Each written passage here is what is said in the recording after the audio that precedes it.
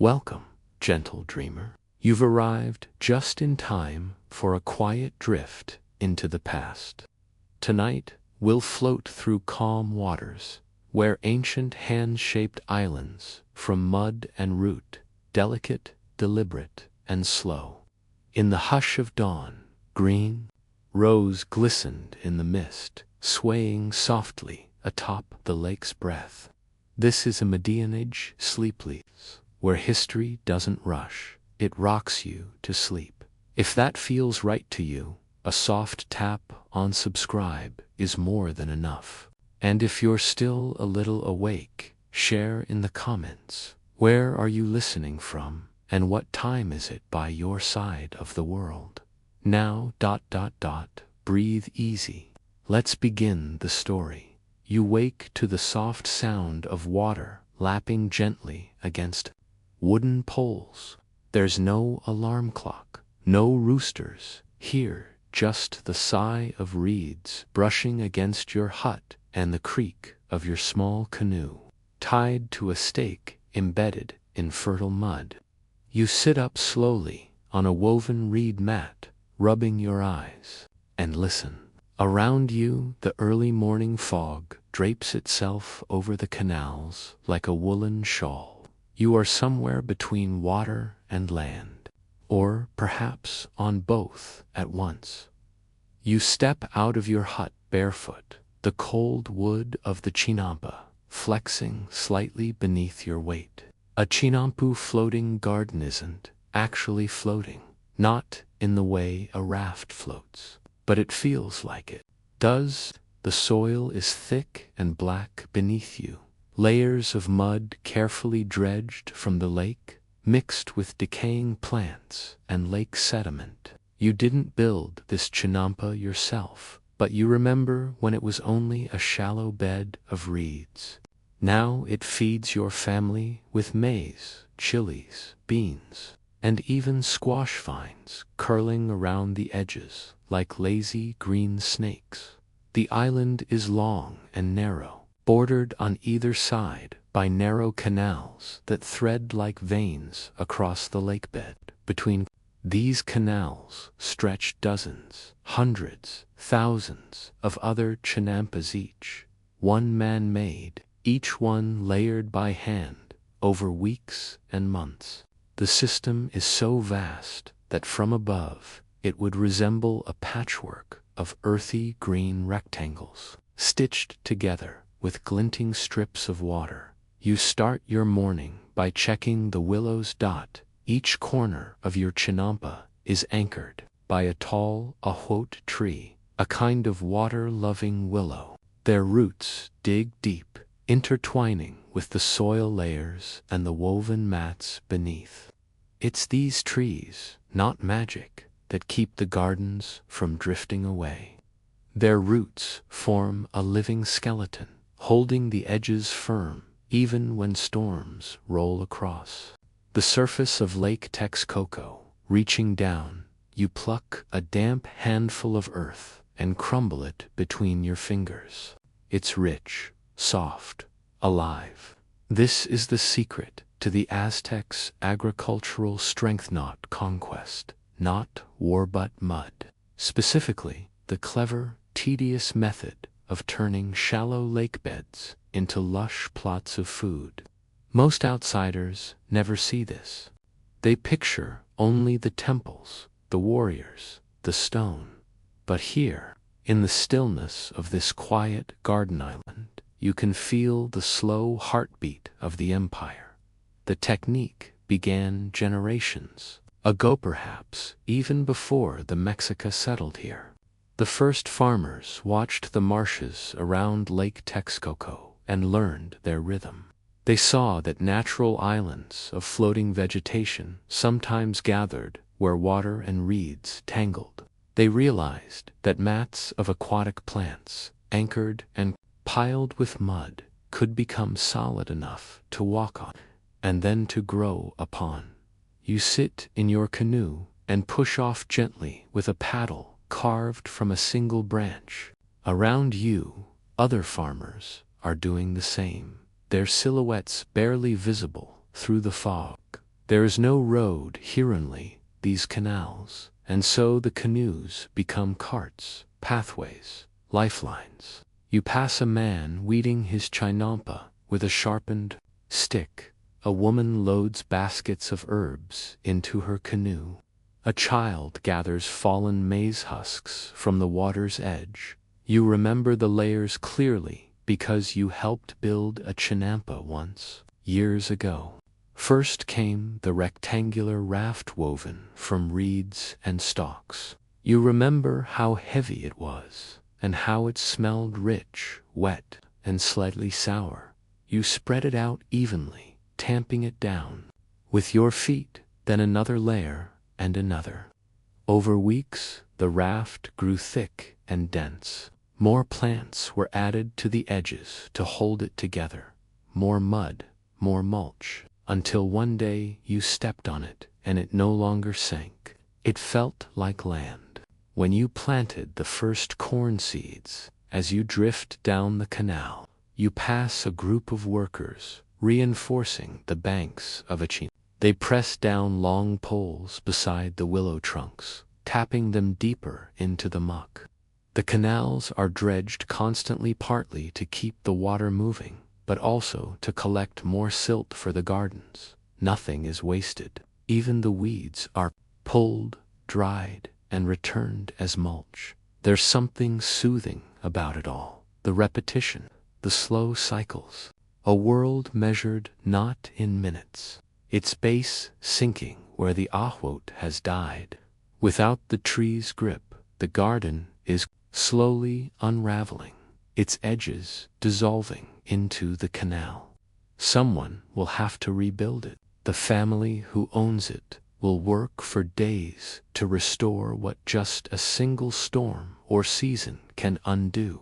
Even here, where nature and human effort blend so beautifully, everything is temporary. As your canoe glides forward, you spot the distant shape of Tenochtitlan, the great city in the lake, its temples rising like jagged teeth from the mist. You think of the thousands of people who live there, eating maize beans, squash most of it, grown right here on chinampas like yours. The gardens are not simply for survival. They are the city's quiet providers. Without them, Tenochtitlan would wither, and yet most people never ask, how exactly did these gardens begin? Who thought to lash reeds together and pile them with mud? Who first noticed that a tree's roots could anchor a floating island? Who had the patience to wait and watch and build, inch by inch, over water? You steer your canoe toward the outer edges of the Chinampa network. Here, the canals are wider, the water deeper, and the Chinampas newer. Your family's plot sits closer to the heart of the system, where the old mud is thick and roots run deep. But these new gardens still wear the scent of fresh lake silt and young maize shoots. You pass under a narrow bridge made from planks tied with twine. A boy stands atop it, watching the boats below. He waves lazily, a gourd of water balanced on his hip. Above him, a heron glides silently, disappearing into the morning mist. Life here is measured not by sound, but by movement. The Aztec state, you've come to understand, is built not only on warriors and temples, but on gardens like these. Agriculture is not a background activity, is the spine of the city. The reason Tenochtitlan can rise with such grandeur is because its base is floating quietly on layers of compost. And yet, there is order in this chaos of green. Chinampas aren't scattered randomly across the lake. They are arranged with care, straight, narrow rectangles separated by standard width canals, wide enough to fit two canoes side by side.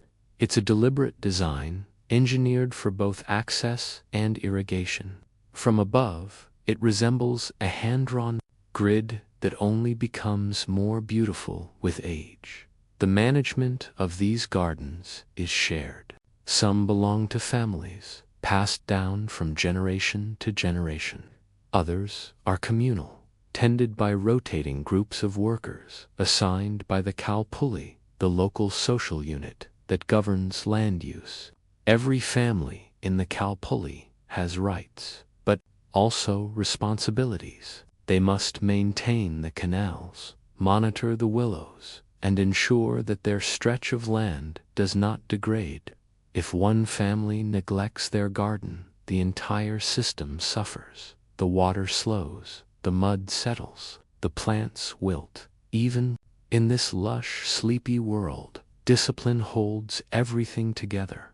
You remember when a plot near yours fell into neglect. The family had grown ill. For weeks, no one dredged the canals near their garden, and the water thickened with algae. The chinampa slumped, mosquitoes bred.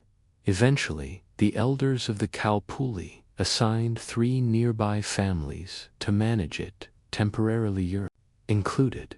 You spent long afternoons hauling mud and replanting seedlings, not your own. It was tiring, but no one questioned it. You all knew the lesson. When one chinampa fails, the lake reclaims it. And the lake does not care who built it. Where older farmers are already at work. They wear wide straw hats and cotton tunics stained with soil. One of them greets you with a nod and gestures to a pile of dried waterweed waiting to be spread across the rows. You join them quietly. There is no rush. The morning is young, and the work is slow, steady, timeless. You hear talk of the soil, not gossip, not weather, but soil. This corner of the chinampa feels drier than the others. One man wonders if the canal nearby has been dredged recently.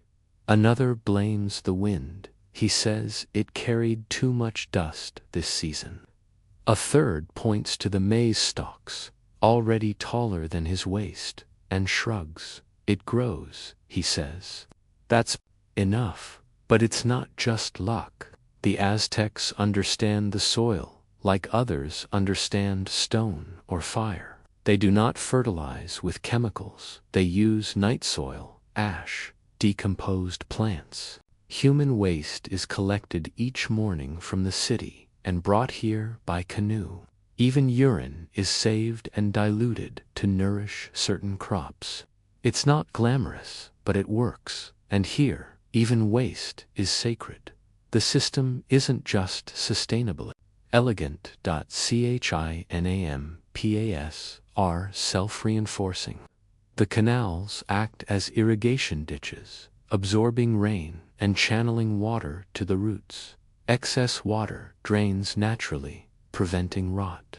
As long as the willows hold, and the dredging continues, and the people stay attentive, a chinampa can last for centuries. Some do. One old man claims his chinampa was built by his grandfather's grandfather, who planted a single ahot tree in the middle and watched it grow. That tree now shades 3 plots. He calls it the abuelo de los jardines, the grandfather of the gardens.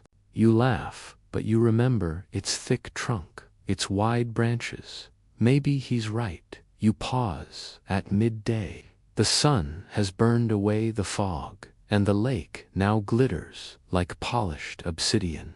You sit in the shade of a maize stalk and eat your lunch, wrapped around beans, with a few chilies from this very garden.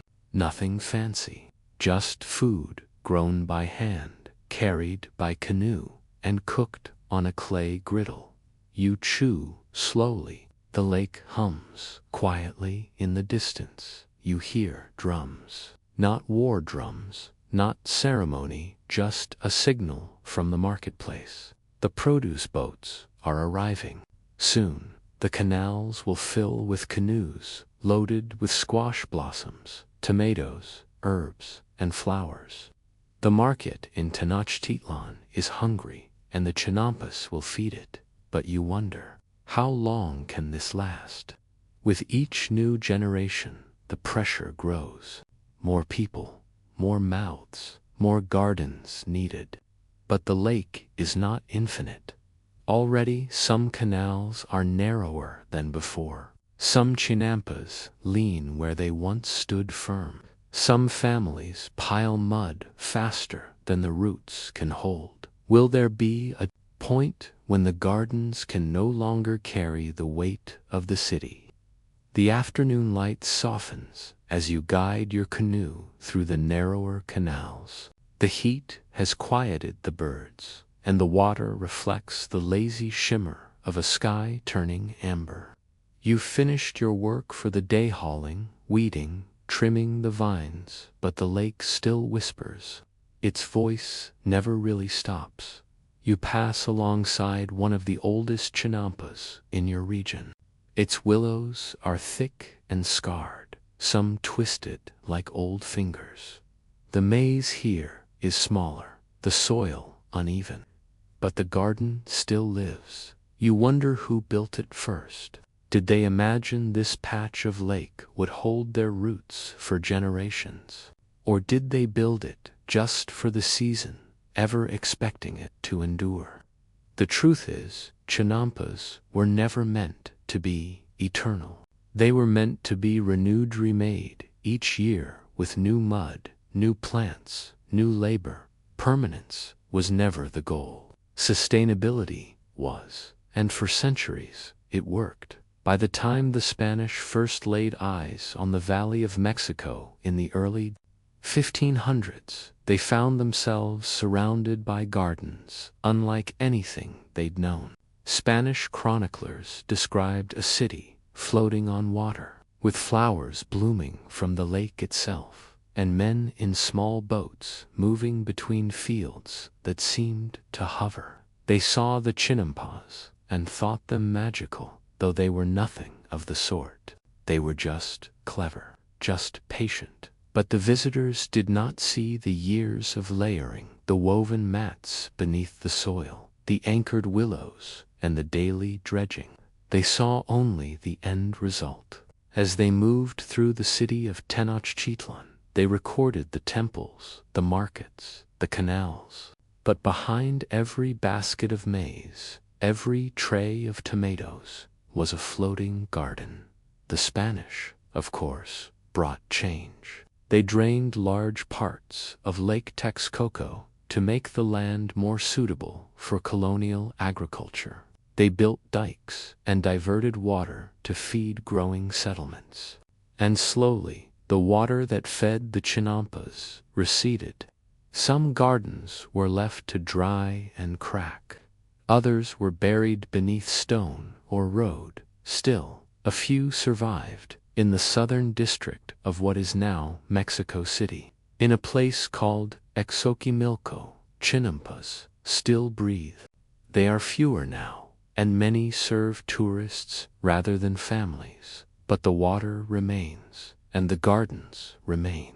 And some farmers' descendants of the old systems still plant maize and amaranth in long, narrow plots, bordered by trees and boats and memory. You once traveled there, not in a canoe, but on foot, following the paths where canals once ran deep. You saw the flowers, so many marigolds. You watched a man spread compost onto a Chinampa, just as your father once did. And for a moment, the air smelled like the lake, like silt and morning fog and soil that remembers everything. The legacy of Chinampas lives on in unexpected ways. Agronomists study them now as a model of sustainable farming. Urban designers look to them when imagining cities that grow their own food. Ecologists marvel at their biodiversity, the frogs, the birds, the aquatic plants that survive best when the gardens are tended. There is even talk of reviving them, of restoring canals, of dredging the lakebed once more. But the secret ingredient, you've come to believe, is not in the mud, or the mats, or even the maze. It's in the rhythm, the daily act of showing up, of placing one more layer of effort onto the last. Chinampas are not built in a day. They are built in the decision to continue, to keep wetting, to keep paddling, to keep planting, even when the soil is thin and the roots are tired. As you return home, the evening fog begins to settle. The huts along the Chinampas glow softly with firelight. A pot boils on someone's fire, a baby cries. A paddle dips and rises in the distance. You step ashore and run your hand along the bark of your own ahoot. Its roots run deep, gripping layers your grandfather laid down with care. Beneath it, the soil is dark and rich. Tomorrow, you'll add another layer, and maybe, long after you're gone, someone else will walk this same garden and wonder, was it ever really floating? Or did it simply rest upon the steady, quiet labor of those who believed it would hold? Oh, you stir just before dawn, when the air still smells like wet leaves and lake water. There are no walls to your sleeping place, only a thatched roof and reed mats that catch the chill. As the sky moves from ink to gray, you listen to the water gently nudging the stilts beneath your hut. This place your garden, your home, your small piece of floating earth is not just a workplace. It is the very thing that feeds you. You rise without speaking. The hut is still, save for the rustle of your partner wrapping a shawl more tightly and turning to sleep a little longer. You step outside into the hushed breath of morning. A soft fog hangs low, hiding the other Chinampas from view, as if you alone have risen in a world of water and mist. You do not walk, you paddle. Your canoe is narrow and smooth, its wood polished by seasons of work. The paddle dips silently into the canal as you make your way toward the central compost heap. This is not your garden yet. This is your Kalpali's shared labor. Others are already there. You hear the scrape of baskets, the quiet chatter of greetings too early to be loud. A woman hums while laying dried waterweed onto a pile. A child carries night soil in a sealed jar, face turned away from the smell. You nod to them and begin. This is how every day starts, adding life back to the earth. Nothing is wasted. The remnants of yesterday's food, the reeds you cut last week, even your own waste-all, are returned to the soil. It is the rhythm of the Chinampa. A place can grow tired if it is not fed. You think of your father, long gone, who once said, "Don't grow the food, grow the soil. The food comes afterward."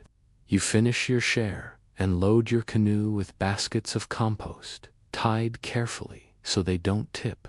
The fog is beginning to thin now, and the outlines of other Chinampas appear like islands emerging from the past. The canal curves, and soon your own garden comes into view. Your Chinampa is small perhaps, 4 canoe lengths long and 2 wide. You inherited it from your mother, who inherited it from hers. The willows stand at its corners like sleepy guardians, their branches drooping into the canal. Along the edges, you've planted flowers not for beauty, but for trade. The market in Tenochtitlan always needs flowers. But your real work is in the center. Rows of maize rise like green spears, their stalks heavy with promise. Between them grow beans, using the maize for support, and along the ground, squash vines spread their wide leaves like shields. It is the 3 sisters, the ancient trio, working together as they always have. You step ashore, bare feet sinking slightly into the damp earth. The sun has not yet crested the lake, but already the birds are beginning to stir. You crouch low beside the maze and examine a yellowing leaf. Maybe too much water, or maybe too little sun. You'll adjust. A chinampa speaks slowly but clearly. If you learn how to listen, your tools are simple. A wooden hoe, a digging stick, a woven basket. You begin weeding, your fingers brushing away intruders, your eyes always scanning for signs of disease, of pests, of stress. Not every problem can be solved, but every problem noticed is one step closer to being solved. Around mid-morning, your neighbor paddles by and waves. His chinama is just across the canal, planted mostly with amaranth and tomatoes. You speak for a few minutes about water levels, about a new family who's joined the Kalpuli, about the rumor that more market inspectors will be coming next month. He says the rain will be late this year. You nod. You felt that too. The clouds are high. The wind came early. The lake knows. You stop for a break and eat a small meal tortilla with a bit of chili paste and a slice of cooked squash. It's not much, but enough. You drink water from a gourd and sit with your back against one of the willow trees, staring at the sky. It is here, in these still moments, that you remember how much work goes unseen. The marketplace is full of sound and color-loud vendors, noisy barter, but the food in those baskets comes from this silence, from the scraping of weeds, the pressing of compost, the slow bending of a back again and again under the sun. You return to work. Now you gather duckweed from the edges of the canal. This floating plant is both fertilizer and mulch. Its presence, a gift; its absence, a warning. You spread it gently between the rows of squash, careful not to smother the new blossoms. The bees are starting to arrive now, crawling lazily over the petals. You do not disturb them. A little later, you trim the willows. Their branches grow too fast if left alone, and their roots need space to breathe. You cut with a sharp obsidian knife, the blade catching light as it slices through bark. You gather the cuttings and weave them into a fence along the garden's edge. More structure, more support. By now the sun is high and your skin smells like sweat and damp soil. You wipe your face with your sleeve and take another drink. The garden is warm, alive, humming quietly in the heat, but there is always more to do. You check the traps at the edge of the canal. 2 small fish today, enough to add to dinner. You reset the trap and mark the time in your mind. It's not a clock you follow, but the rhythm of shadows and sun. You've learned to tell time by how your garden feels beneath your feet. You think of the past, of the time when your mother first showed you how to plant maize, how she pressed your small fingers into the earth and told you, give it depth. It needs to know it's protected. And now here you are, repeating her words to no one, quietly. As you press down a new seedling in the corner where the last one failed, you pause, somewhere in the distance. A canoe full of flowers passes silently through the canal. Its colors flash briefly in the sun, then fade. The breeze shifts. A heron lands nearby, watches you for a moment, then moves on. The day continues. But for now, you rest your hand on the soil and wonder, how long can a single garden remember the hands that shaped it before it becomes just another patch of green floating in the mist? The sun sits high now, nearly straight above your head. It casts no long shadows, only the truth of midday, where everything is clear and warm and still. You rise from the earth, stretch your back, and look across the narrow canal to the other gardens. It is here, at this hour, that the Chinampa becomes something more than just soil. It becomes a kind of gathering place, not loud or crowded, but quietly communal. You can hear the oar splash of passing canoes, the dull thump of baskets set down on mud, the gentle call of a woman inviting another to share tamales under a willow. You smile. You've eaten already, but the invitation is familiar. She knows you might accept another time. You've learned that there is no such thing as farming alone. Even though you manage your own plot, your labor is part of something larger. The Chinampa system isn't just physical, it's social. It is the Kalpuli, the community unit that links you to the others. Together, you maintain the canals, share compost, dredge, silt, and rotate help when a neighbor is sick or injured. When a plot fails, it's not abandoned. It's supported, rebalanced, restored. If the lake loses one garden, it threatens them all. This shared work is not always joyful, but it is always sacred. After checking your squash vines, you pull your canoe out again and paddle toward the composting island near the southern reed beds.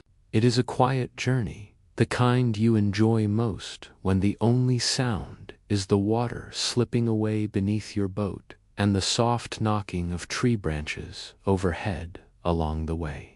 You pass a floating pile of green wastia sturdius weeds, trimmed branches, stalks, too weak to support fruit. They'll become part of the next season's mulch. You pass a boy dragging a broken paddle behind him, his boat slightly off course.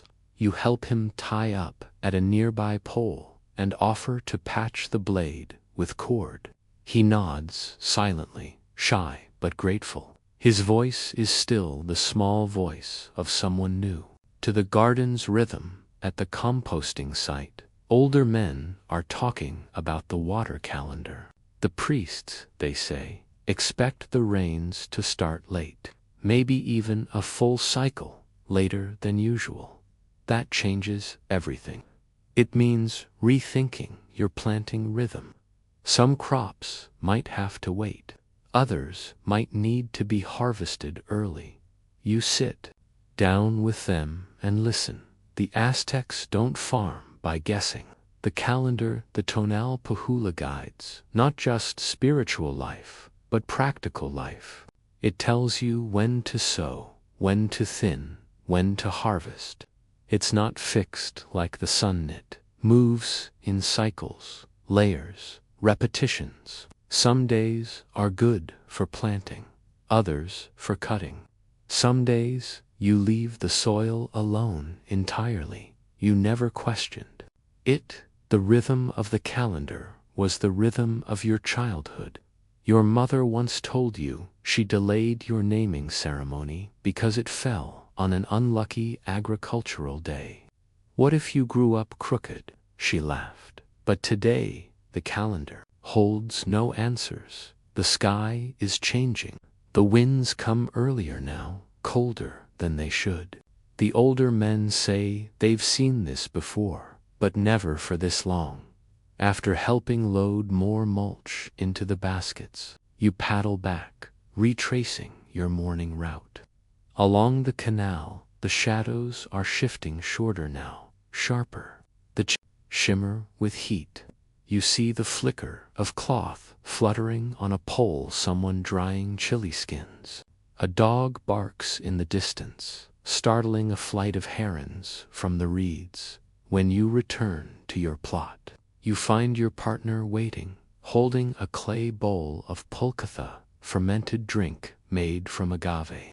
It's not strong, just enough to cut the heat. You both sit beneath the ahwot tree and share it slowly. The tree leans slightly now, its trunk wrapped with a braided rope. You've meant to reinforce it before the storms come. Tomorrow, perhaps, you speak little. The silence is enough. Then comes the sound that breaks the calm, the gong from the distant shoreline. A signal from the marketplace. The collectors are coming. It's a quiet signal, but it carries through the reeds and across the canals. Every farmer hears it and begins to prepare. Not all of your harvest goes to market. A portion goes directly to the state. The tribute system is strict, but not unkind. It ensures food flows steadily toward the city center, toward the priests, the builders, the weavers, the warriors. Everyone feeds the empire. Everyone eats because the chinampas grow. You gather your morning's yield, bunches of amaranth leaves, a basket of small beans, a handful of chiles. Not much, but enough. You tie the baskets tightly, set them into the canoe, and make your way toward the collector's dock near the main channel. Others arrive one by one. Their canoes form a quiet flotilla, moving slowly, like petals, drifting down a stream. There is no pushing, no noise, just the slow ballet of labor meeting duty. The collector is a soft-spoken man, older than most. He checks your harvest without complaint, records it on a bark paper scroll, and nods. You nod back. No words exchanged. There is no need. As you paddle home, lighter now, you pass a group of children learning how to prune willows. They struggle to tie the branches just right, giggling as the knots slip. An elder guides them with a soft voice. He shows them how. The tree should bend but never break. Too loose, and it grows wild, he says. Too tight, and it dies. The lesson is not just for trees. Back at your chinampa, you return to weeding. It's the slowest job, but the most essential. You work row by row, pulling grasses from between bean vines, watching for insects, feeling the soil with your hands. It's here that you truly understand your role, not as master of the land, but as its listener. And today, the garden speaks with caution. A patch of maize near the center looks weak. The stalks droop, the leaves curl inward. You suspect the roots are waterlogged. You clear the nearby canal entrance with a stick, letting more flow pass through. Tomorrow, you'll dredge more deeply, but still you wonder if the rains really come late, if the temperature really is shifting, if the calendar no longer matches the sky. What happens when a garden no longer recognizes the seasons it was built upon? The sun begins its descent, casting a warm glow over the chinampas. The air grows quieter, not just cooler, but softer. You can feel the change even in the water, which no longer sparkles, but reflects the copper-colored sky like a polished obsidian mirror. This is the hour of small rituals, those last few tasks before rest begins. You kneel by the southern end of your plot, where the squash leaves are broadest. Carefully, you prune one vine that has begun crowding another. You do it gently, as if the plant might feel your hands. You place the clippings into a basket, not for disposal, but for future mulch. Even waste, as always, has its place. Around you, other farmers are doing the same. No one speaks loudly, no one hurries. It is as though the entire network of chinampas breathes in unison, one final exhale. After a long day, you hear the soft plop of a fish leaping in the canal. The splash echoes briefly, then fades. Somewhere nearby, a child laughs, and in the distance, the birds are returning to their reeds. This, too, is part of the rhythm. You stand and take stock of your garden. The maize is stable. The beans are coiled tightly. The squash leaves are thick and green. One willow leans to far you'll reinforce it tomorrow. A shallow ditch near the edge is clogging.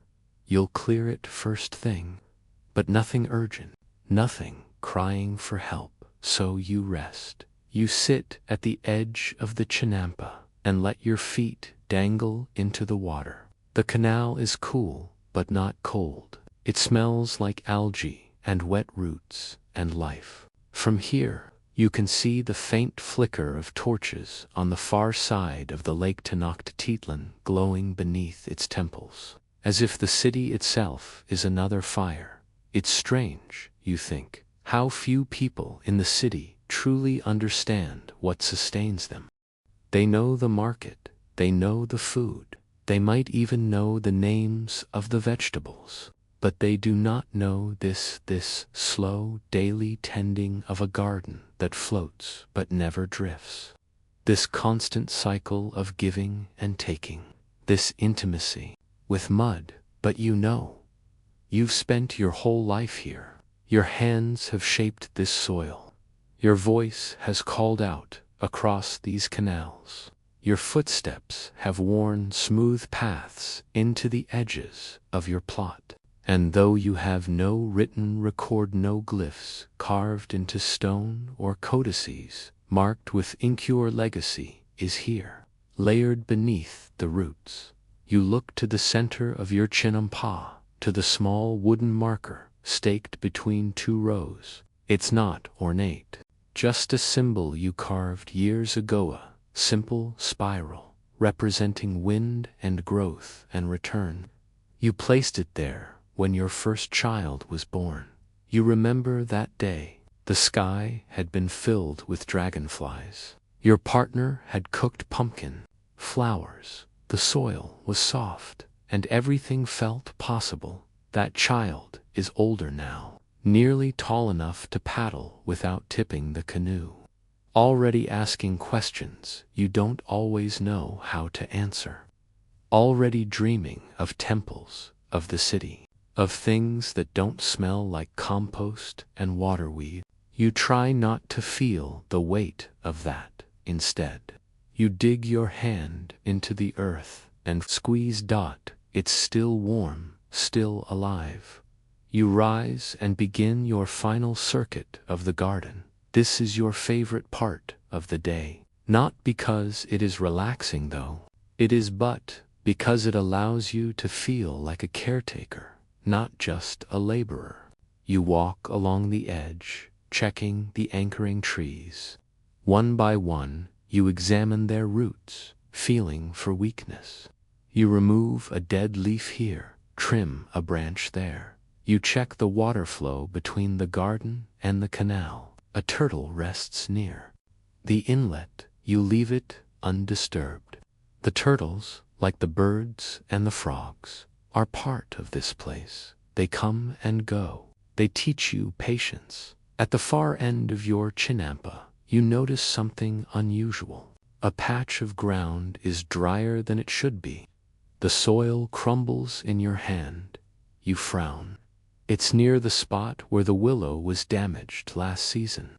Perhaps the roots haven't recovered fully.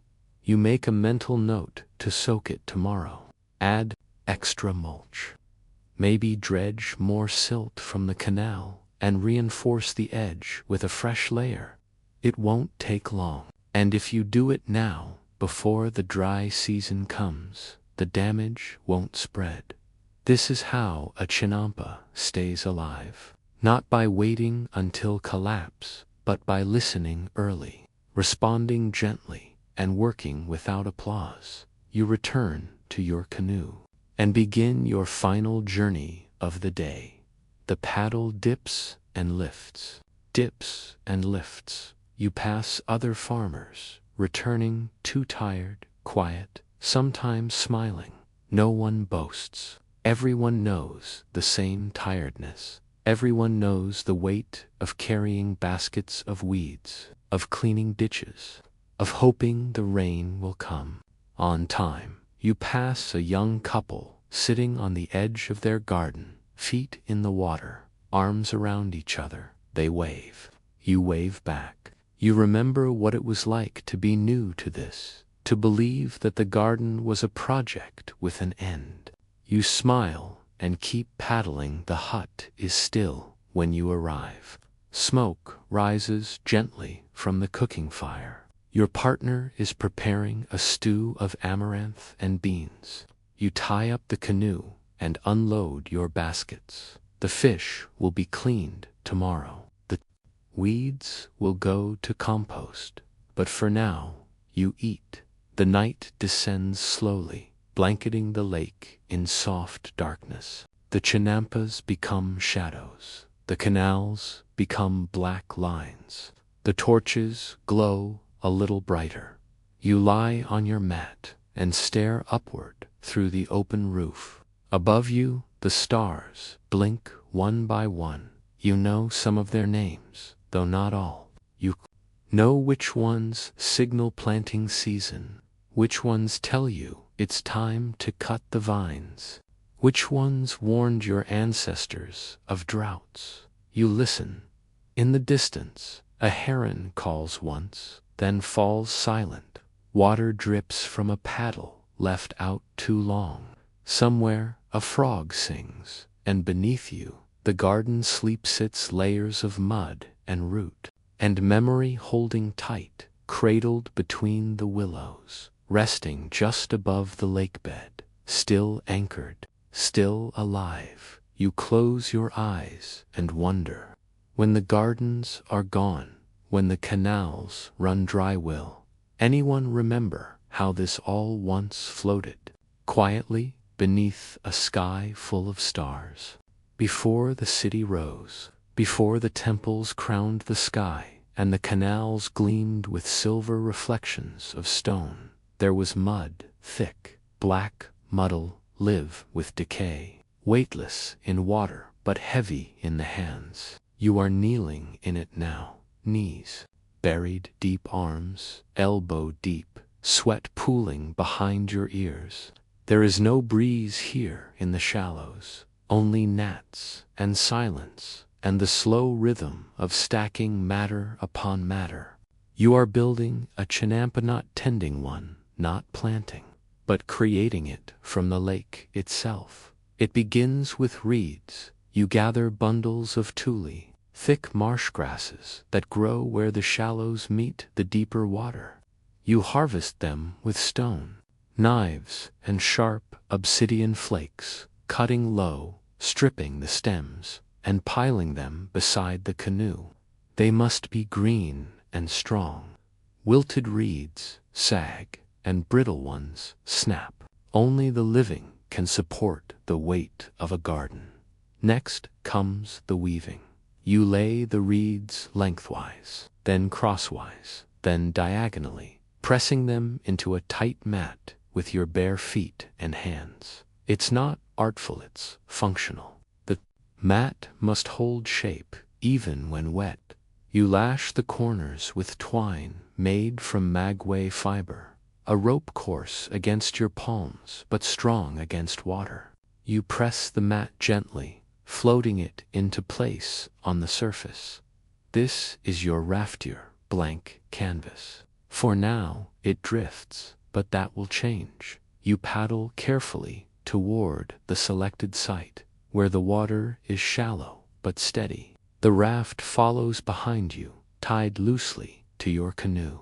Around you, other farmers do the same, some laying mats, others ferrying baskets of mud, others planting saplings at the corners. There are no signs, no flags, just memory. Everyone knows where their chinampa should be. You anchor the mat by driving stakes into the soft lake bed. Each pole sinks with effort, disturbing the silt, sending a dark cloud up from the depths. You feel it against your legs. The water here is older than the city, older than your lineage. Now the mud begins, basket after basket, hauled from the canal's edge, dumped onto the mat with a thud. You spread it by hand, then another layer, then another. The smell is deep, briny, and not entirely pleasant, but it is the smell of potential. This mud is life. It has fed generations and will feed more if you build well. You stop only briefly to drink from a gourd. Your hands are slick with lake water and grit. You do not wipe them clean. There is no point. The work is just beginning. After the third layer, you begin to feel resistance. The mat no longer dips with each basket. The reeds hold. You test the edges, walking gingerly across. It trembles but does not collapse. You smile, not with your mouth, but with your eyes, your chest. This garden may yet live. You rest in the canoe, panting softly, and watch the water bead off the side of the new Chinyampa. It shines in the sun, just a patch of mud floating over the lake. But it needs more than mud. It needs anchors. You select young saplings of a huat, the water willow. These trees will not grow food, but they will grow foundation. You plant one in each corner, digging with a stick, steadying with both hands. The roots must reach below the raft, into the lake bed. They must find their way without guidance. You cannot force them. You can only place them and wait. These will be your garden's bones. Without them, the mud will drift. Without them, the raft will split. But with time, these trees will grip the earth so tightly that not even a storm will shift the Chinampa. Their roots will hold the history of everything you plant here. You press the final willow into place and lean back. Around you, the lake ripples quietly. Other Chinampas dot the surface, some green with crops, others bare. A few are new, like yours, fresh, rectangles of dark earth, trembling slightly in the wind. But in a few weeks, this will be land, and not just land, productive land. You will grow maize, yes, and beans and squash, but also herbs, flowers, and greens. You'll trade what you don't eat. You'll compost what you don't sell. The cycle will begin. Tomorrow, you'll return with more mud, then mulch, then seeds, and one day, this floating patch of effort will feed someone, perhaps your own family, perhaps a stranger in the city. They won't know this mud came from your hands. They won't know how many baskets you carried, how many knots you tied, how many branches you trimmed. They'll see only the produce in a market basket, and that's all right. That is the Chinampa way. Invisible labor beneath visible abundance. You look out across the water. The sun dips slightly. A canoe passes nearby, filled with reeds. The man rowing it nods. He recognizes your work. You nod back, feeling the weight in your arms. You will sleep well tonight. And as the raft gently shifts beneath the last basket of mud, you wonder, what did the first Chinampa builder think, standing barefoot in the lake, asking the water to hold the farm? A week has passed since you floated that first raft into place. Now you stand barefoot once again on the soil of your new Chinampa. Only this time, it no longer trembles beneath you. The mud has settled. The water has thickened. The ahwot saplings, once lanky sticks, now lean toward the sun with promise. And still, the Chinampa is not finished, not really. A Chinampa is never finished. It is fed, not completed. You tend it like a child, a house, a fire. Your mornings begin with a paddle. Each day, before the birds stir, you push your canoe through the mist. The lake air is damp against your skin, your hair, the inside of your chest. You visit the compost raft, first a communal pile of decay, and renewal. You collect a basket of night soil, waterweed, and yesterday's wilted stalks, all fermenting into the perfect mulch. The smell is deep and earthy, unpleasant only to the unfamiliar dot at your plot. You layer the compost carefully, thin enough to breathe, thick enough to protect. The sun has not yet crested the mountains, but already the soil feels alive beneath your feet. And then comes the dredging. You paddle a short way into the canal beside your garden and dip a woven basket into the lakebed. With slow, steady strokes, you pull up the silt, dark, gritty, filled with microscopic life. You dump it into the canoe. When the basket is full again, you haul it back to the chinampa and dump the silt onto the surface, spreading it by hand. This, too, is a rhythm. Dredge, spread, water, rest. Without it, the chinampa dies. The lake is not generous forever. It requires tending like a wound that never fully closes. If you do not dredge, the canals clog. If you do not compost, the soil thins. If you do not replace what is taken, you will harvest only silence. You remember stories of chinampas that failed one, too far from shore, or poorly anchored, or forgotten by families who moved inland. They sank, or drifted, or were reclaimed by the reeds. Only soft spots in the water, where even the frogs hesitate. You do not want that for this one, so you walk slowly across the garden each afternoon, pressing the soil beneath your heels, listening. Fabric of the chinampa. They do not ask permission. They do not need direction. They simply do what they have always done. Grip, hold, balance. Sometimes you kneel beside one and wrap your hands around its thin trunk. You whisper, thanks, not aloud, but with breath, with stillness. It feels alive beneath your fingers. You have begun planting, noushed with beans, which grow fast and nourish the soil. Their green shoots curl upward, as if remembering the water they once floated above. Then you add amaranth, which drinks deeply. Then maize, placed carefully in wide rows, their seeds pressed into little mounds, like quiet offerings. You plant in triads, maize to rise, beans to climb, squash to cover. The three sisters, they share space without competition.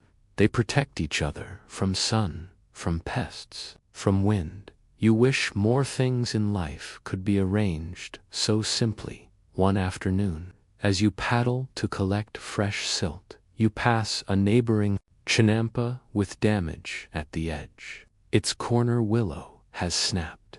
The roots were shallow, and the last windstorm pulled too hard. The soil has begun to slump into the canal. You stop and help without being asked. You paddle to the injured plot and lash the remaining willow to a new stake. You bring baskets of silt from your own canoe and pack them tightly into the corner. The woman who owns the chinampa arrives, surprised to find you there. She does not say thank you. She only nods and begins to help. That's how it is here. Help is not a favor. It's the cost of survival. Together you stabilize the edge. The soil firms, the willow leans, but stands. She tells you the willow snapped at night. Her daughter heard it from the hut along creek, like a door opening to something they couldn't see. By morning, the ground had already begun to fall away. You nod. The chinampa doesn't scream when it's failing. It leans, it sags, it softens quietly, just in case. The work is endless, but not unpleasant. There's peace in it, to knowing that the garden responds, that when you give it water, it softens. When you protect it, it holds. You grow, not just plants, but certainty and in uncertain times, that is its own harvest. Still, questions linger. How long will this lake hold? How long will the reeds grow thick enough to weave? How long until the city demands more than the water can offer? You've heard talk that the city builders want to drain parts of the lake. They say it would make transport easier, reduce disease, keep the temples dry. But what will happen to the chinampas then? What happens to a floating garden when the water vanishes beneath it? For now, you do not know, so you dredge and compost and whisper to the willows. And wonder if one day the lake forgets how to float. Will the gardens remember how to root? The rains come late this year. You sit beneath the largest willow on your chinampa and listen to the wind rustling through its narrow leaves. They tremble, even though the lake below is still. The canal water is lower than last season.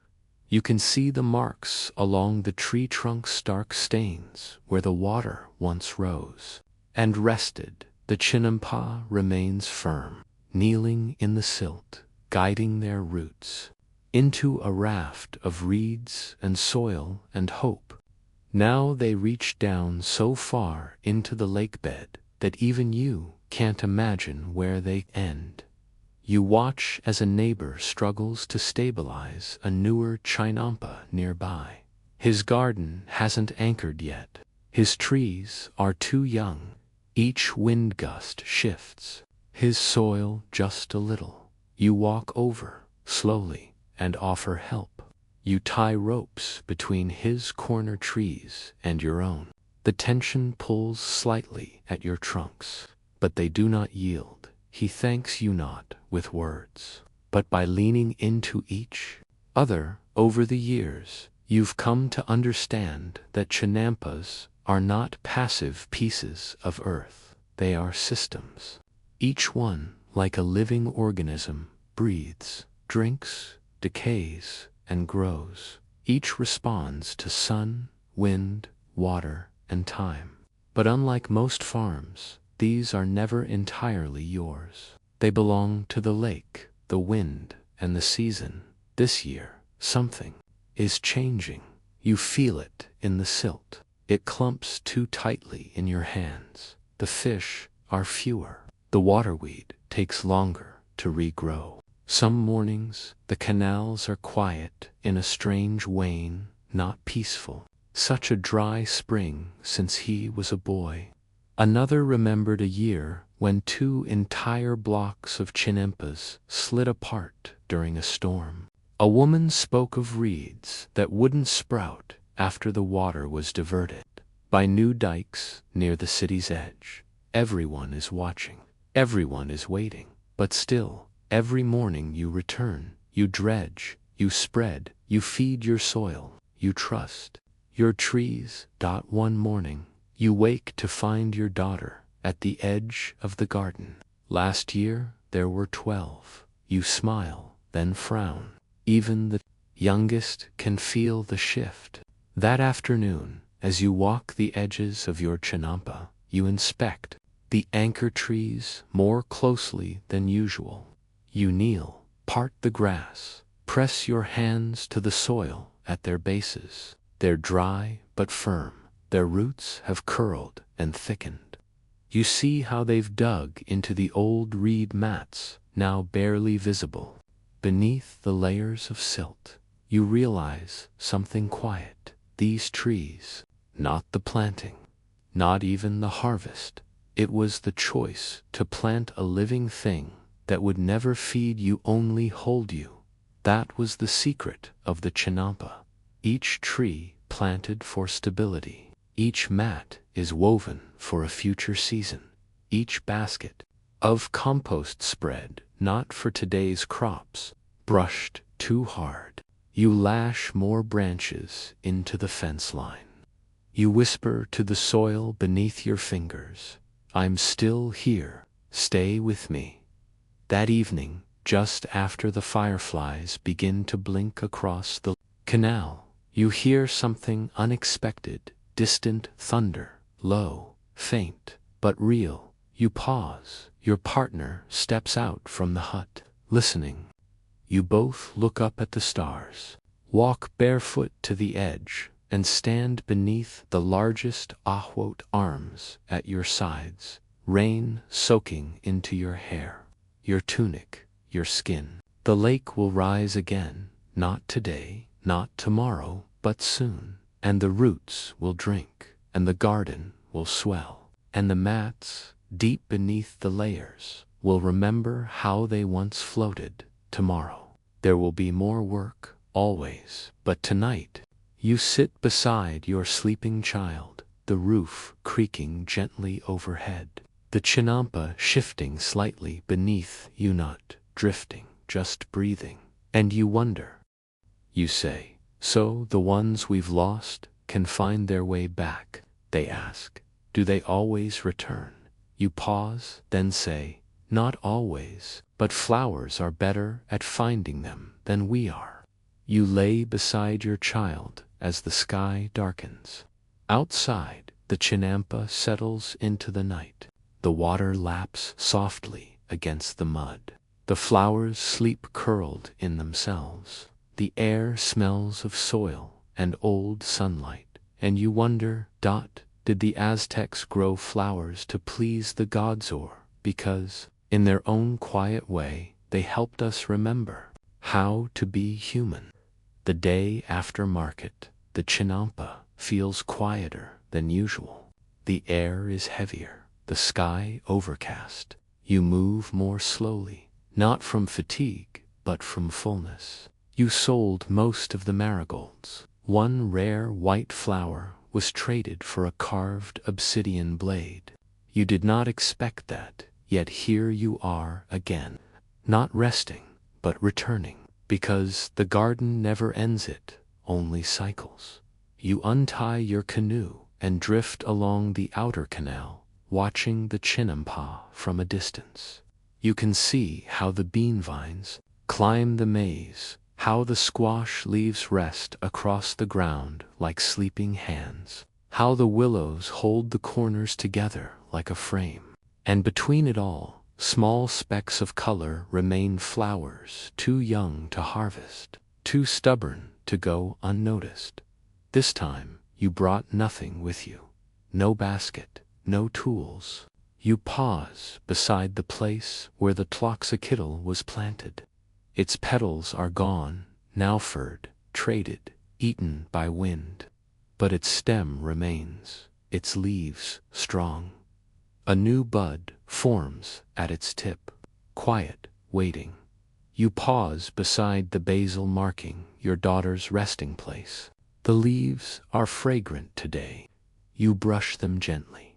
No words, no prayers, just pressure, just presence. You pause beside a small patch of wildflowers you never planted.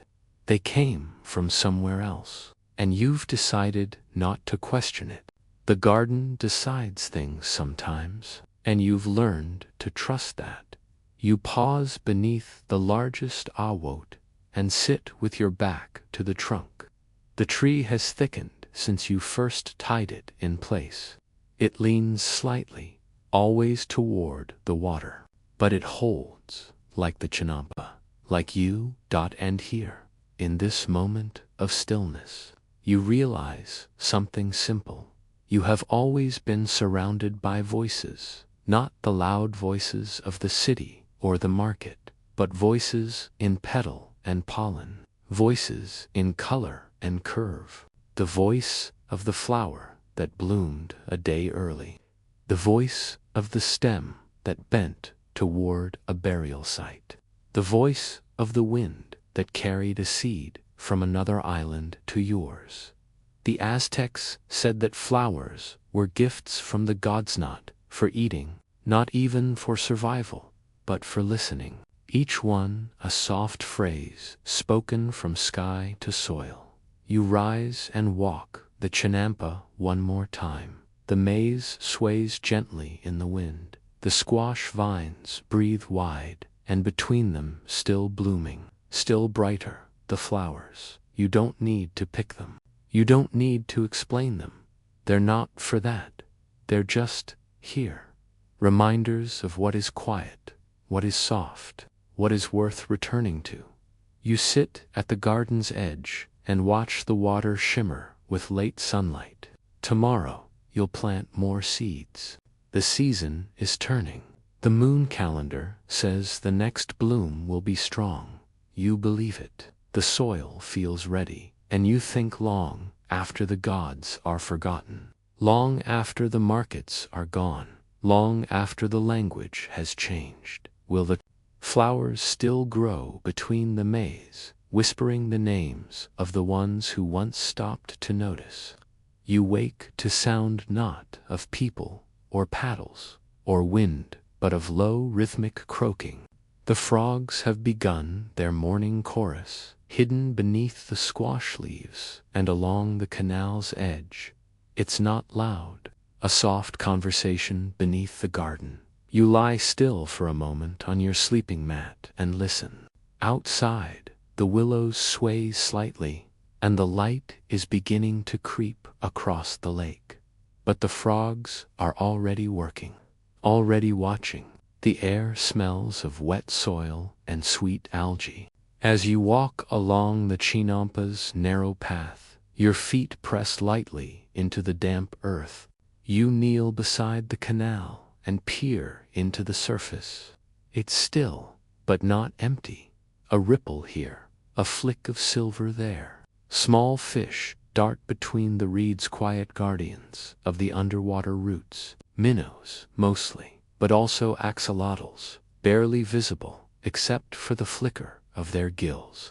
To most, they are just creatures of the lake. To you, they are workers. The Aztecs do not waste what the lake offers. The frogs, the ducks, the fish, they are not hunted blindly or ignored. They are part of the cycle, just like the maize, just like you. You remember learning this as a child. You were asked to watch. That was your first job, not to plant, not to weed, but to sit at the edge of the garden and watch what animals came near. Which ones stayed, which ones dug holes, which ones floated and blinked and left ripples behind. Your teacher told you, if you learn who lives in the garden, you will learn how to keep it alive. So you learned. You learned that frogs eat the insects that chew the bean leaves, that their presence means the water is healthy, the balance is good. You learned that small fish nibble on mosquito larvae, saving you sleepless nights and fevered weeks.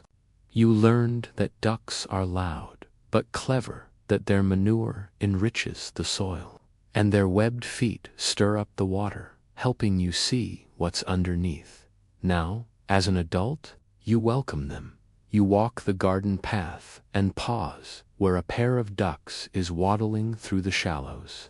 One dips its head beneath the water, searching for snails. The other watches you, blinking slowly, as if to say, this is our place too. And it is. The frogs croak from the corners of the canal, half hidden beneath lily pads. The sun glints off the backs of fish near the surface. You know each part of this garden that moves not just the leaves, but the lives. You begin your work gently. You do not clear the weeds where frogs have laid eggs. You dredge only from the side opposite where the fish gather. You collect duck feathers and tie them into bundles to use later, soft padding for sandals or trade for dye. You think of a time last season when the frogs disappeared. It was after a hard rain, too much, too fast. The water turned murky, the silt too heavy. For days, the frogs fell silent. You had to spend hours pulling worms by hand, whispering to the beans to hold on. When the frogs returned, you offered them dried marigold petals, a superstition maybe, or just gratitude. They stayed down. They are your companions. The canal moves slowly beside you, a long ribbon of reflected sky. You follow its edge, checking for nests. Sometimes birds build low. Sometimes fish dig small craters in the silt. You do not disturb them. You know where they are, and they know where your hands stop. At midday, you rest beneath a tree and eat a simple meal of maize cake and squash wrapped in leaves. Nearby, a duck paddles quietly past. A fish leaps once, breaking the surface. A frog croaks. You smile. Your garden is not quiet because nothing lives here. It is quiet because everything does together, and you wonder, did the Aztecs see these animals as helpers, or did they simply know how to listen when the garden spoke in croaks and ripples and feathered turns? You've returned to the Chinampa with a shallow net and a clay bowl tied to your hip. This part of the day is reserved not for tending, but for observing. Silt rises in soft clouds, and tiny fish scatter. A few flick toward the roots of the maize. If they dart in short, frantic bursts, the oxygen may be too low. If they stay near the surface too long, the algae might be growing too thick. If they vanish entirely well, then something is very wrong today. They linger near the shallows. That's a good sign. You drag the net once more, slowly, and lift it out. Inside are tiny fragments of leaves, insect casings, and a single water snail. You tip it into the bowl to study. The snail is healthy. Its shell is strong, not thin. That tells you the calcium in the water is stable, that the balance is still holding. Your ancestors never separated farming from listening. They did not build raised rows without frogs in mind. They did not plant maize without checking the canal's fish. A harvest was not just what grew in the soil, but what swam beneath it, what crawled across it, what sang around it. A single frog, they said, could save a whole field. You remember the story from temple school, the tale of a young boy who ignored the frogs' silence. He mocked their absence, thinking them lazy. He planted anyway. His maize sprouted fast, proud, but by the full moon, his field had vanished eaten alive by insects he couldn't see. The frogs had known not to plant, not to weed, but to wait and to hear. You return the snail to the water gently. Near the northern edge of the Chinampa, a family of ducks has made a low nest. You spotted it yesterday. Today, you check again from a respectful distance. You smile. Not because they're cute, and hungry ducks mean fewer pests. Aztecs never considered ducks pests themselves. They were companions in agriculture. Their waste, though pungent, was used as fertilizer. Their footsteps helped press new seeds into wet soil. Their foraging indiscriminate and thorough kept worm populations in check. Some farmers even shaped their chin, how they tilt their heads, how they flap once before settling, how they peck near squash vines when beetles gather. Arrived, which canals they favor. It began as a game. Now it's part of your household knowledge. And the frogs, they live between day and night. You rarely see them after dusk, but you hear them always when the moon rises. Their voices thicken, slow, pulse. It is not music, it is measurement.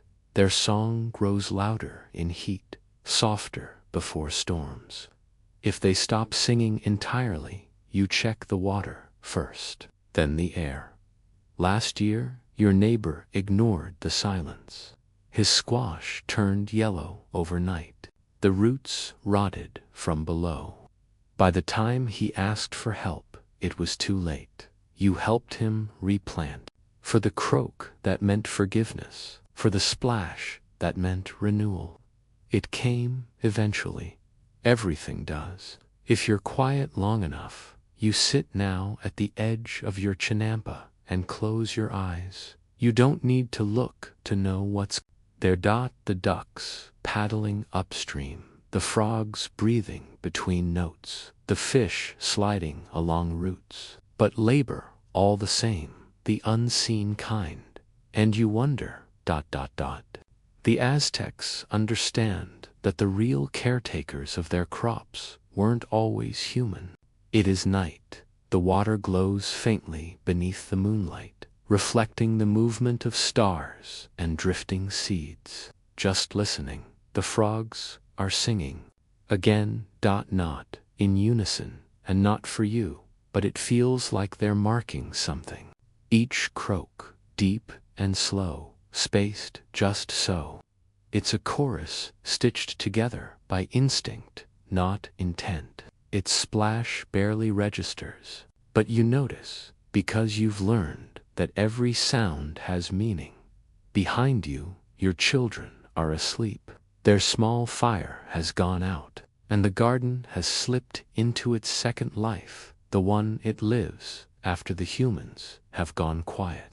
Now it belongs to the amphibians, the nocturnal birds, the whisper of duck feathers as they shift in their hidden nests. You think of your grandfather, exhaling life, he said, every frog's croak, every duck's ripple, every flick of a fish's fin was the garden reminding.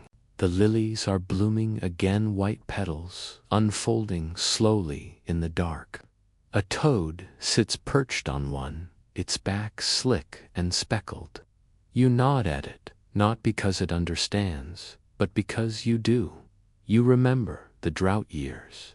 The canals ran low. The fish were harder to see. The frogs stopped croaking. The ducks moved to deeper water. The maize survived, but only just. The beans withered. The soil cracked.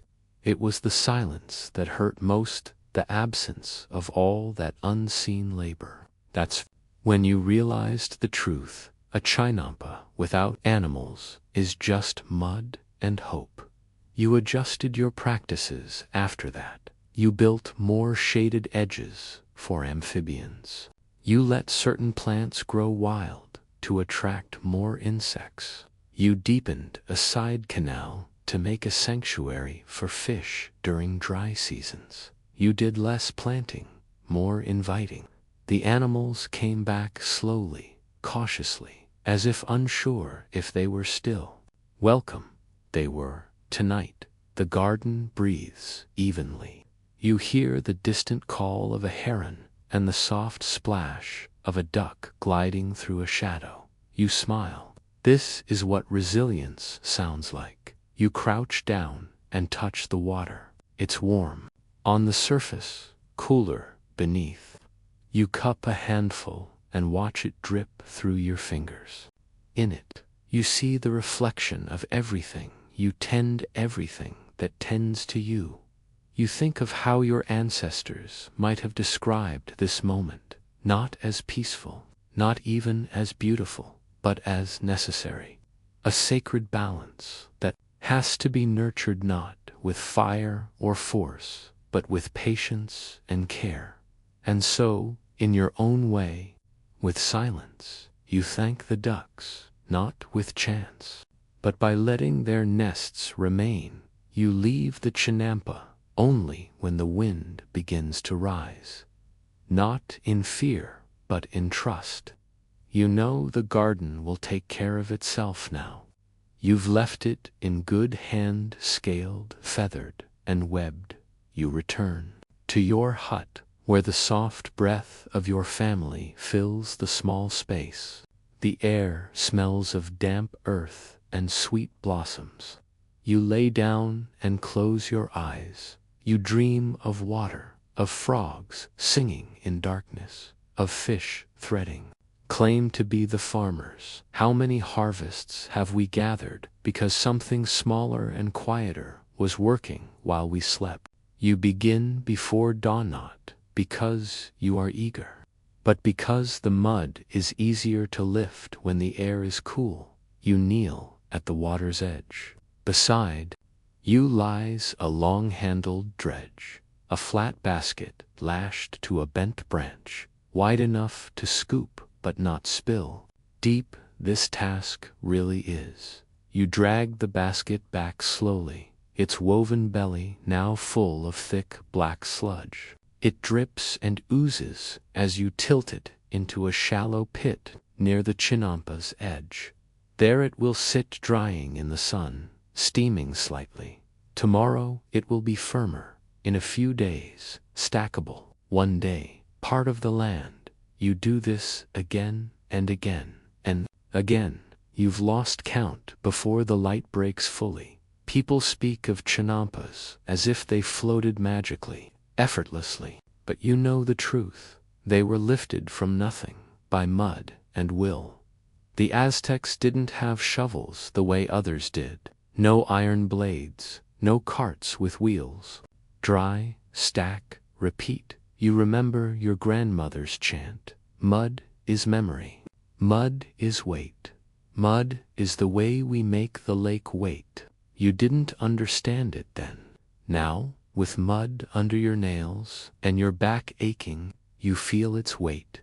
Each chinampa begins the same. 4 posts driven into the lake bed, tied with rope, and willow between them, reeds woven into walls. Then comes the fill layers of lake mud and decayed vegetation, piled again and again until something solid forms.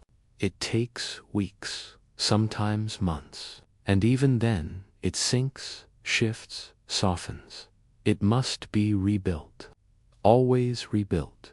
You glance at your pile of mud, 20 baskets, high now. Tomorrow it will be reshaped into the path between crops, or the edge of a new plot, or the underlayer of a compost bed. You don't know yet, but you trust the need will come. This kind of labor is not celebrated in song. No priest chants for the mud digger. No noble wears a ring shaped like a basket, and yet, without you, nothing would grow. The maize depends on this mud. So does the bean.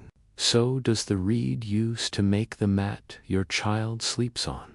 You work alone, but you are not alone. In the distance, you see others stooped beside their own canals, dredging in rhythm. The sound of baskets dragging echoes faintly across the water. A quiet chorus of survival. You pause to wipe your brow, then bend again. This time, your basket pulls up something strange, a shard of obsidian, smooth and dark. Someone must have dropped it long ago. Perhaps while cutting reeds, perhaps while praying. You turn it in your fingers, then set it aside. The mud gives up its stories slowly. You dredge again. The mud is heavier now, rich with silt and root fibers. That's good. It means you're pulling from the right depth, deep enough for nutrients, shallow enough to avoid rot. You've learned to read the texture. Sticky means fresh. Watery means weak. Gritty means something's wrong. This batch is perfect. You call your daughter to help carry it. She's small, but strong, and knows the way. You've shown her how to walk the planks between the drying pits, how to tip the baskets without spilling, how to smooth the top so it bakes evenly under the sun. She whistles as she works, a tune about frogs and flowers. You smile. Tomorrow, someone will walk on this mud and not know it was ever wet. They'll think the land always existed. They'll plant tomatoes or chilies or flowers, and they won't see your hands in the roots. But that's how it should be, because this work was never for praise. It was for holding the world together, one basket at a time. And you wonder, in a city of pyramids and poets, did anyone ever stop to write about the ones who carried the lake in their arms? Not the kind of summer most people dream about. No flowers, no clean winds, no ripening fruit. This summer is heavy, thick with steam, flies, and the crackle of drying reeds. The smell is fermented vegetation, lake bottom mud, and sweat. You breathe it in as you walk between rows of earth mounds, each one a future path, a future root bed, a piece of land that hasn't settled yet. Your daughter follows behind you, carrying an empty basket. She walks lightly, careful not to step where the mud is still soft. You stop at a mound that's begun to split. The top has formed a thin crust, like burnt tortilla, and the cracks run deep. You press a thumb into the edge. It holds, not too wet, not too brittle. This one is ready. Together, you load the basket. This is the second stage of Chinampa building, the stacking. Yesterday's mud becomes tomorrow's foundation, but only if placed with care. A careless stack will sink unevenly. A cracked base will leach water. A crooked edge will fall apart when the rains come. So you work slowly. The basket is hoisted, carried, dumped, smoothed, again and again. Each load is laid between reeds that have been placed like ribs across the water's surface. Thick mats of water, hyacinth and bulrush, anchor the edges, holding the mud like a spine. You press the new layer down with your palms, spreading it evenly. It will take dozens of loads to complete this one row. You've done this before, hundreds of times. Each chinampa has a rhythm. Dredge in the early morning, dry at midday, stacked by dusk. You measure progress, not in feet, but in baskets. Your grandmother once told you, if your back doesn't ache by sunset, you've forgotten who's feeding you. You smile at the memory, and then you lift again. By mid-afternoon, your arms burn, not with pain, but with memory. Every movement is an echo of those before you. You wonder how many hands have lifted this same lake, how many generations have bent here, scooping, shaping, setting land into place. There are no monuments for them, no names carved into stone. But this earth remembers. You pause to drink water from a gourd. It tastes faintly of wood and heat. Beside you, your daughter fans her face with a reed. Her cheeks are streaked with mud, but she does not complain. Why do we do it like this? She asks. You look around. You could talk about drainage, about how the layers prevent flooding, about how the mud retains nutrients, about how this method is better than flat farming, more resilient than hillside planting. But instead, you say, because this is how we turn water into land. She nods. For now, that's enough. You return to the work. The mud is firmer here, less sponge, more substance. You use both hands to pat it into shape. The sound it makes is dull, but pleasing. Like clay taking form, you smooth the corners, pack the sides. Add another layer. A duck waddles past the edge, eyeing your stack. You chuckle. Even now, the animals are watching, curious, waiting. They know what this land will become in time. This new chinampa will support a full garden maze in the center. Squash at the sides, beans climbing rough poles, but not yet. First, it must cure, harden, accept its place between water and sky. You think of the old saying, build the land slow, or lose it fast. You believe it, so you slow your breath, slow your movements. and keep stacking. By sunset, the new bed is halfway done. You mark its edge with sticks and tuck feathers into the corners, not for luck, but to scare off nesting birds. Tomorrow you'll add more layers, the next day more reeds, and soon you'll bring the first seeds. But for now, you sit on the edge of what you've made. Your daughter sits beside you. The lake is quiet, except for the distant sound of frogs and a heron overhead. And you wonder, when people praise the floating gardens of Tenochtitlan, do they know they're standing on the backs of 1,000 baskets each, lifted by someone who never thought they'd be remembered? It's been 3 weeks since you first pressed mud into reed. Now the surface beneath your feet is springy, firm in places, damp in others. You tread carefully, testing the new chinyampa with each step. It feels like walking across a held breath stable, but still remembering it was water once. You've brought your hoe, not the kind made of bronze or steel, but one fashioned from hardwood, curved and polished by years of use. With it, you break the crust of the top layer, exposing soft black earth. Beneath, the smell rises, at once sweet.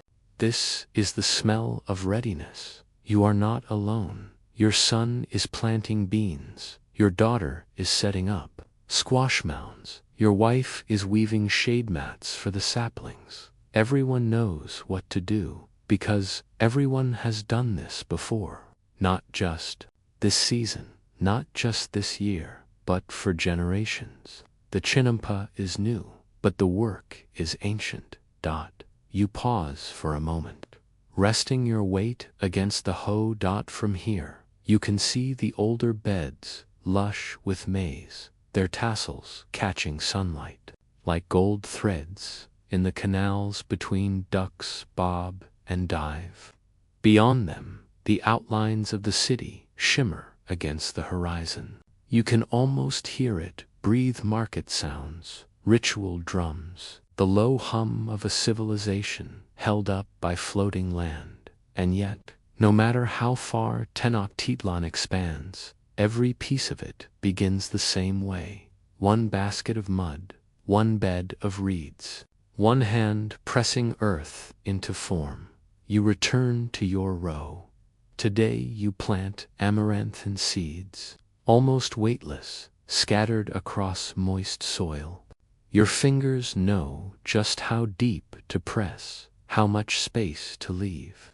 You whisper the words your grandmother taught you, not a prayer, not exactly, but a kind of greeting. You welcome the seeds to their new home. Nearby, your children laugh as they race to the canal and back. One slips in the mud and falls. She stands, laughing, arms coated in brown. You nod with approval. That's how it starts, with play, with skin on soil, with memory born not of books, but of sensation. Later, when the sun is high, you rest beneath a temporary reed canopy the chinampa holds. It does not wobble, it does not sag. The water laps at the edges, gentle, approving. You drink from a gourd, and let the sweat dry on your skin. And you think, not of kings, not of wars, but of mud, how it carries the past forward, how it remembers the roots that passed through it, how it holds the bones of birds, the husks of insects, the flakes of old pottery, how it transforms, silently, beneath your feet. This floating land is more than technique, more than agriculture. It is a way of believing that stability can grow from repetition, that something soft and wet and formless can become a foundation, if only you keep shaping it, layer by layer. Even now, as you drift into sleep beneath the canopy, you can feel the mud beneath you, not cold, not hostile, but alive, breathing, holding. your history with the weight of its silence, and you wonder. In all the maps and paintings of the Aztec Empire, did anyone ever draw the hands beneath the soil, the ones who taught land how to float? Not every field is meant for the kitchen. You've known this since you were a child, since the first time your mother pointed to the plot near the temple channel and said, "That one's not ours, it's his." She meant Tlaloc, God of rain, giver of crops, keeper of clouds. This chinampa was planted under his name, and from the very first furrow, you understood. These seeds do not belong to us today. You're tending that same plot. You walk barefoot across the damp reeds. Your steps are careful, respectful. The maize here is shorter than usual, but brighter, greener. Its stalks seem to hum slightly, as if aware of their purpose. You kneel beside the central row and begin clearing weeds, not with haste, but with intention. The priest said, "This crop must be clean, unmixed, unspoiled, no bean vines, no squash leaves, only maize, only what pleases the gods. You don't mind. There's a strange calm in tending something you'll never taste. No pressure to fatten the cobs, no stress about yield. The purpose here is different, not to feed mouths, but to sustain balance. When you water these rows, you do so gently. The canal nearby is blessed holy water redirected from temple aqueducts. It smells faintly of copal, smoke, and fish. You dip your gourd and trickle it between the roots. You don't flood it, you don't soak it. The gods, you were told, prefer moderation.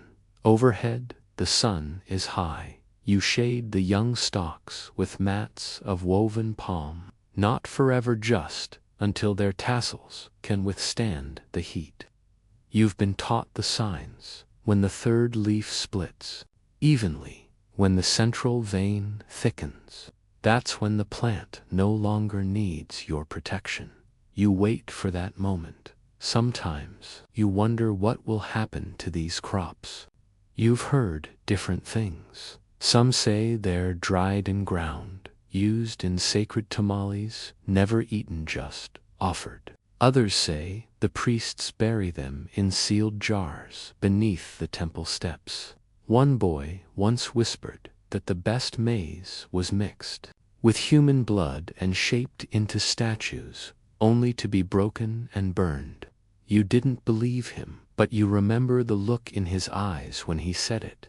You shake the thought away. The field is your concern, not what happens after. You pull a weed, careful not to disturb the maize roots. The soil here is richer than most chinampas, darker, thicker, almost velvety. That's intentional. The priests bring offerings of compost, ashes, and even powdered obsidian. They say the gods must be grown from sacred ground. You once asked your teacher if the gods really needed food. He said no, but they notice when they're forgotten. You didn't ask again. At the far edge of the plot, marigolds are blooming. Their orange heads nod in the breeze. They're not planted for beauty, they're for scent, for signaling. They line the paths that spirits are meant to walk. In 2 months, they'll be cut, bundled, and burned. You kneel beside them and run your hand along a stem. It's warm, vibrant, alive, and you wonder, if the gods don't eat, then what exactly are we feeding them? The maize, the flour, or the part of us that's willing to give it all away? The seeds you plant today are not ordinary. They come in bundles wrapped in cotton cloth, each tied with a string of woven fiber, dyed red with crushed cochineal. Do not know who dyed the string. You do not know who folded the cloth. All you know is this: The priest handed it to you this morning and said, "These are for the earth that listens." You unwrap the bundle gently. Inside are amaranth, grain-steeny light, and almost pink under the morning light. There's also a second pouch, heavier, filled with cacao beans, not for planting, but for burying as offering. Beside that, a twist of dried maize husk containing 5 black squash seeds. You breathe deeply, then you begin. You kneel at the northern edge of the ritual plot. You start with the cacao, pushing 1 bean into each corner of the bed. These are not crops. These are gifts, tokens, anchors for the spirits who walk this space. Then, with 2 fingers, you pinch a small clutch of amaranth. The priest said to scatter them as if you're sowing dust for the stars. You try. The grains fall lightly, nearly floating, before they kiss the damp earth. You smooth them down with your palm, press gently, whisper the words you've been taught. This bed will never feed a human, but it must grow, and it must grow beautifully. You move on to the maize. These seeds are unlike the others you've handled. They are larger, rounder, and almost blue. They are stored in ceramic jars with lids painted in cloud symbols. Before planting each one, you lift it to your forehead, close your eyes, and wait until your breath steadies. Only then do you push it into the soil. Some say this maize carries memories, that its lineage traces back not just to the early farmers of your people, but to gods who first shaped the land. It feels strange to hold that in your hand, so small, so fragile. The soil here is darker than anywhere else. It's said that temple gardeners mix it with ash from burned offerings, bone meal from sacrificial animals, even ground flowers used in rituals. It's sacred, yes, but also rich. The plants that grow here rise faster, stronger. You've seen it with your own eyes. You begin laying woven red mats around the young plants, not to shield them from sun or wind, but from eyes. You're told these crops must be protected not only from animals, but from envy, jealous glances, whispered thoughts. The priests believe that bad intentions can wilt a stem, dry a root, so you cover them, not fully, just enough to let the air through, enough to let them grow unseen. You work in silence for most of the morning. By midday, you pause and drink from your flask. The water is cool and smells of the clay cup it rested in. You sit beneath a shading screen, eyes watching the chinampa slowly shimmer under the sun. You remember a story your grandfather told. He said once, during a festival, the priests made statues of the god Huitzilopochtli out of amaranth dough mixed with honey. They shaped his eyes from cacao, his teeth from maize, his heart is from chili paste. Then, at the height of the ritual, they passed pieces to the people. They ate them in silence, not for hunger, for unity. Was it a meal? You asked him once. No, he said. It was a remembering. You finish your water. The marigolds at the edge are beginning to wilt from the heat. You sprinkle water over them, careful not to disturb the soil. They will be replaced soon, but even in fading, they carry scent. They carry meaning. You sweep the planting area clean with a palm broom. No footprints, no spilled husks, no sign of disturbance. This is not just a field, it is a stage for something invisible. And you wonder, when the crops meant for gods are harvested, where do they go? Into the fire, into the air? Or do they stay behind, part of the soil, part of us, part of the silence? that follows the song. The day of harvest arrives quietly. There are no bells, no horns, no feasting, just the soft sound of sandals on earth and the rustle of reed mats being folded away. You arrive early, as instructed, before the sky is fully gold. The plot looks unchanged, rows of maize, with dew still clinging to their silk, amaranth now, tall and crimson, marigolds bursting with color. You kneel and whisper a greeting to the field, not to the plants, but to what they've become. Your daughter is with you today. It is her first time witnessing this kind of harvest. You explain nothing. She is only to observe. She carries a basket lined with blue-dyed cloth, its edges stitched with cloud symbols, the same pattern carved into the priest's staff. She holds it with both hands, solemn and wide-eyed. The first cut is made not with a knife, but with a stone blade, obsidian, chipped to sharpness and wrapped with fiber. The maize stalk leans under your hand, heavy with its blue cobs. You slice through, catching it before it falls. It is still warm from the sun. You place it gently into the basket. Your daughter watches. She doesn't speak. Each cob is handled the same way. No snapping, no yanking. Each plant is thanked silently before it is severed. The priest once said this was important, because the gods must believe we still respect the gift even when it is no longer ours. Next, the amaranth. Its flower heads droop under the weight of seeds. You cut them carefully, lay them flat across a reed mat, and cover them with another. These will not be threshed. They will not become bread or gruel. They will be burned, scattered, or shaped into figures no one speaks about in detail. The marigolds are cut last. Their stems are soft, their scent strong. Your fingers stain orange as you gather them.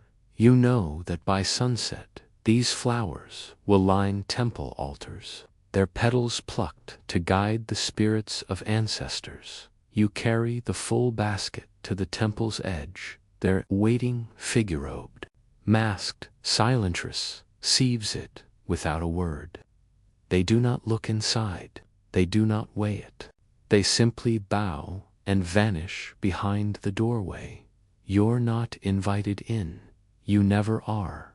The priest nods, dismissing you. Your daughter tugs your sleeve. What happens now? You shrug. You tell her the truth. I don't know.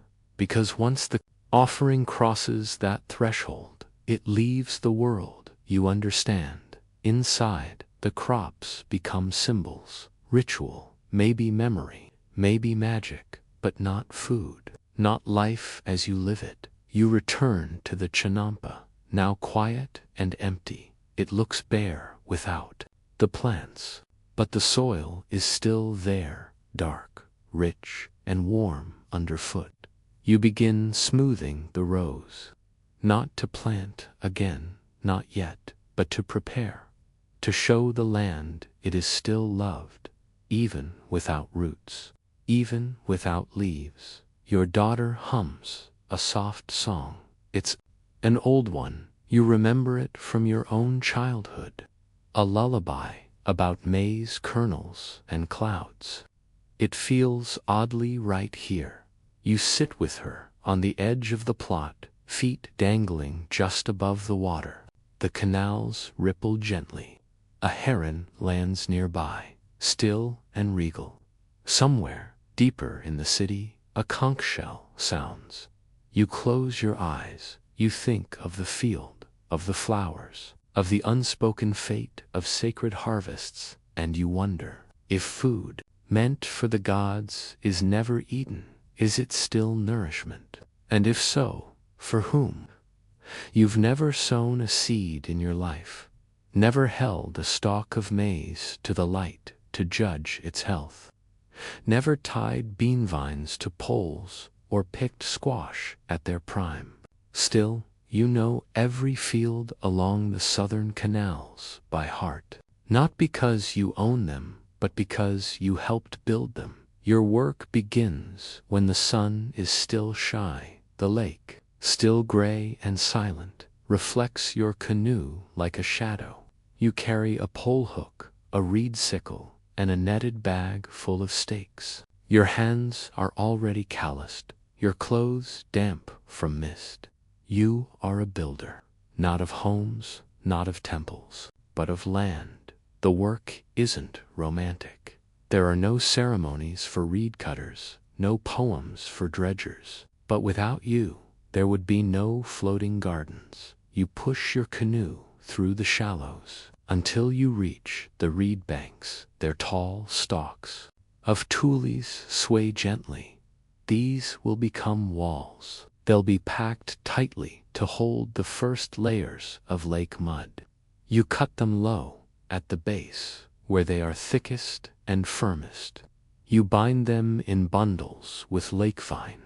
Each stroke of your sickle is practiced. There's a rhythm to it. Chop, pull, bind, stack, repeat. By mid-morning your canoe is full. The stalks stand tall, leaning against one another like soldiers.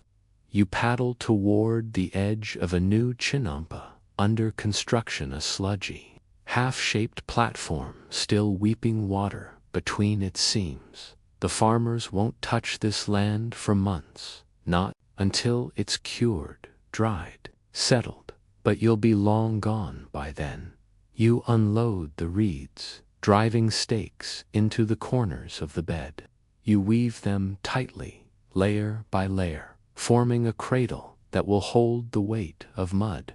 Others join you dredgers with baskets of silt, young boys hauling hyacinth, older men packing earth with their feet.